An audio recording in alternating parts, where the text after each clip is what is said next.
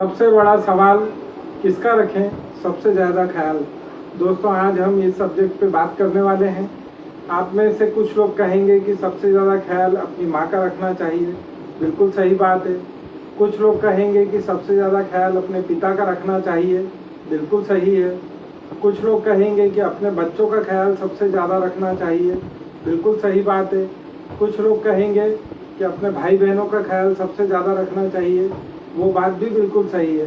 लेकिन दोस्तों, एक और है जो दुनिया में सिर्फ आपके लिए आई है और सारे परिवार को, अपने माता पिता को, अपने सगे संबंधियों को, अपने रिश्तेदारों को, सबको छोड़कर वो सिर्फ आपके लिए आई है। तो क्या उसका ख्याल सबसे ज़्यादा नहीं रखना चाहिए? आज इस सब्जेक्ट पे हम बात करने वाले हैं। जिसके साथ आपने 7 फेरे लिए, 7 वचन दिए, 7 कस्में निभाई, वो जो हमेशा सुख में आपके साथ और दुख में आपसे आगे खड़ी रही, वो जिसके बारे में कहा जाता है कि हर सफल व्यक्ति के पीछे एक महिला का हाथ होता है। भगवान ने अपने अवतारों के द्वारा भी ये चीज़ हमें समझाने की कोशिश की है। जहाँ पर राधा कृष्ण, सीताराम और लक्ष्मी नारायण कहा जाता है, इसका मतलब राधा जी को उन्होंने अपने से आगे रखा है, भगवान राम ने सीता जी को अपने से आगे रखा है और स्वयं नारायण ने लक्ष्मी जी को अपने से आगे रखा हुआ है। दोस्तों, आपने सत्यवान और सावित्री की कहानी सुनी होगी, जिसमें सावित्री सत्यवान को बचाने के लिए यमराज के पीछे पीछे जाती है और अंततः सत्यवान को वापस लेकर आती है। एक छोटी सी कहानी आपके साथ शेयर करूंगा। एक बार एक महानुभाव विवेकानंद जी के पास गए और उनसे कहने लगे कि आप हमेशा माँ को ही महान क्यों कहते हैं, उसको त्याग की मूर्ति क्यों कहते हैं।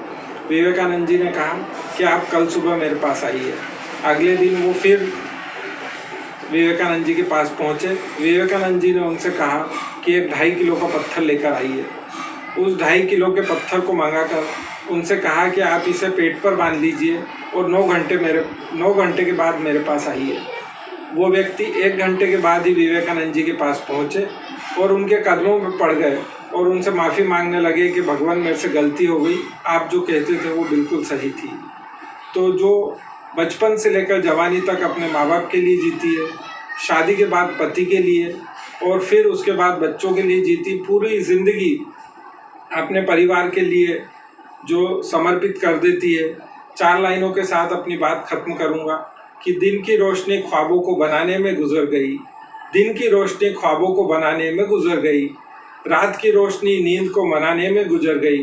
जिस घर में तख्ती भी नहीं थी मेरे नाम की, सारी ज़िंदगी उस घर को सजाने में गुजर गई, सारी ज़िंदगी उस घर को सजाने में गुजर गई। धन्यवाद दोस्तों।